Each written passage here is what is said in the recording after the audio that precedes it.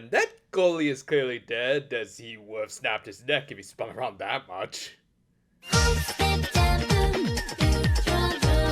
We opened this one with Amu's new teacher, Nikaido, struggling to even take the freaking attendance because he decided to put all of the books on his desk. And even when he did eventually find it, he was still screwing up, though I'd argue it was on purpose this time. 暇じゃありません。ひなもりです。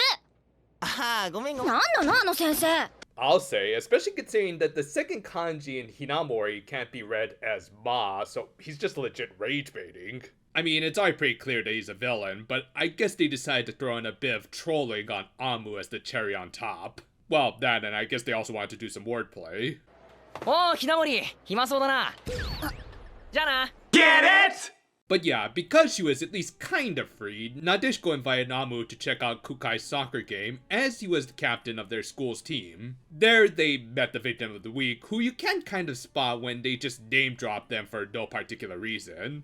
Granted, that name drop wasn't as spontaneous as Ron deciding to possess her owner, as well as the soccer ball. Not scientifically possible! And yet, I guess Kukai figured that Shugo buff girl would be a perfect challenge for their team. And to his credit, he did try to properly take on Amu, not using his own SC. It led to a pretty exciting exchange, in spite of some wonky animation. Yeah, I get that sometimes for some more actiony scenes, they will sacrifice the detail in order to give the scene more frames, and yet it still looks like it has less frames here, so what's even the point? Whatever, it was cool to see Amu get into the game, to the point that she outright became a character out of Inazuma 11. But yeah, the reason Amu needed to land the winning shot was because the aforementioned victim of the week botched up his shot. Thankfully, he was a good sport about it. 俺、もっと練習しなきゃ。 Maybe you'd have more time to practice if you played less card games there, Aichi.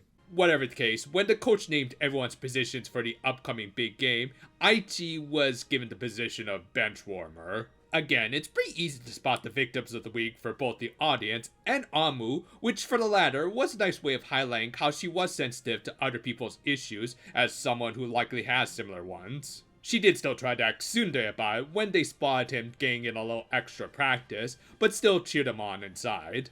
However, for a certain someone else, he just saw an easy target. Later, Amu almost dropped her miso soup when she saw this face, which yeah, is a very natural response. But yeah, the crazy fortune teller lady essentially became a character of Danganronpa as she became obsessed over the quote-unquote talents of her musician guest, which yeah, I'm sure like most artists like him and Justin Bieber, it was totally just their music talents that helped sell their CDs. Regardless, the idea that there will always be someone better did end up stinging when it came to guys like Aichi, who on top of never being better than Kai, and even Amu overshadowing him. He may have been a good sport, but deep down, like most athletes, he still wished he could have been just as good as them.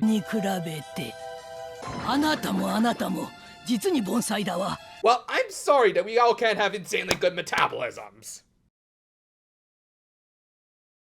The next day, Saya tried to simp up to Tase by serving him a high-class lunch that I'm pretty sure most grade schoolers wouldn't be able to finish. I mean, that crap alone would take way too long to crack open and eat. Thus, Nadeshiko had the right idea to not only go with lobster, but she also opened it up for him. I always do like that preparation. Maybe next time you should try serving some ramen. Please enjoy your meal. But yeah, they were there to watch the big soccer match and cheer on Kukai. Nothing like some toxic masculinity to get you motivated. Yeah, more on that at a future date.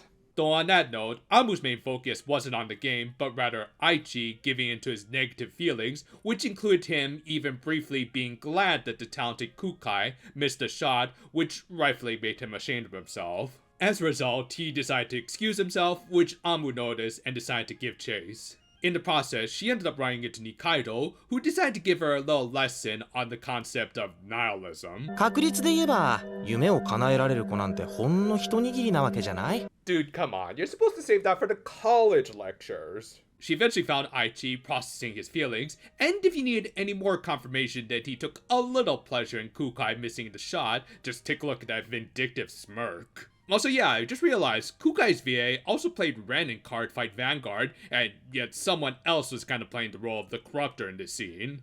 Well, whatever, I'm sticking with this reference. 殲滅せよ僕の分身ブラスターダーク Of course, this X character was soccer themed, and strangely enough, they kind of gave him a uniform, with him having kind of noticeable shorts, and yet it still kind of looked like it was naked because it didn't have like shirt sleeves or something. Kind of a weird design, really. In any case, Amu transformed, and actually had, I would argue, the first really good fight of the series. I would say the last episode's exchange was almost there, but this just had the right amount of action to put it at least in the upper tiers of magical girl fights. Again, not a precure exchange, as Amu isn't about to punch that little imp character, but her dodging and verbal attacks were really well done. It at least looked a lot better than that soccer match. But yeah, as for her word exchange with the little guy, she had a good speech lined up that was essentially the thesis of Mei Danganronpa games, in that talent was in the eyes of the beholder, as we can all contribute something, and we don't need to compare ourselves with others. With that, Amu healed the X character, who of course turned into a soccer player that spoke Spanish, because stereotyping and kids anime go hand in hand. And just as Aichi woke up, he was called in as a pinch hitter, as I guess the coach wasn't lucky as empty bench. Yeah, they were really lucky that they were still in ear range. But yeah, after some positive reinforcement from Kukai, which again is fine considering what these VAs do in another series, they were ready to go all out. And again, this action looked better than the earlier soccer game by actually simplifying things like using dramatic cuts to really get across that they're trying to make the game-winning shot within the final seconds of the game. It just works a lot better in my opinion, as it gets across what it needs to without looking sloppy. Anyway, they of course won the game, and the episode ended with the most shonen ending possible, with Aichi asking for a Kamina punch, whilst also throwing in a Gundam reference. Yeah, this was a magical girl anime, right? This was a pretty fun episode with some pretty fun action. While not always consistent, the action here was solid, which also acted as an effective way of getting across one soccer player's struggles. There was also some decent development for Kukai, who, while not my favorite male character, is at least entertaining. I guess it was rather appropriate that this was by far the most shonen story so far in the show. And while I've never been a fan of any sport, much less the other football, I do have a bit of a soft spot for anime about them, as they do tend to have good characters who strive hard to achieve their goals.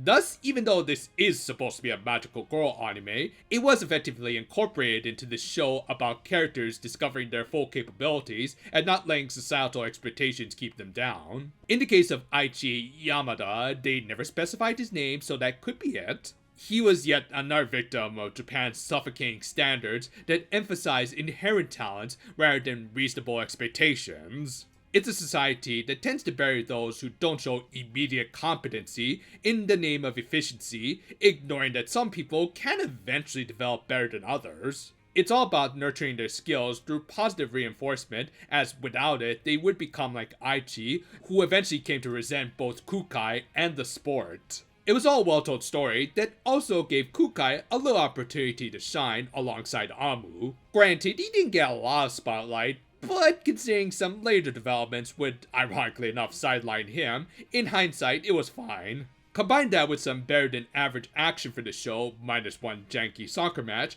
and you get overall another solid episode for the series. Whether it's soccer or card games, this kid just needs to keep on trying and stop imagining failure so much. Thanks for watching, and if you are into sports, well, unfortunately, we don't really cover sports anime on this channel, but we do cover a lot of our stuff too. If anything, we've got videos that come out almost every day, and we might even expand into some other content in 2026. So, look forward to whatever comes next. Until then, though, fair for now, my friends, and well, y'all ain't getting that ball back.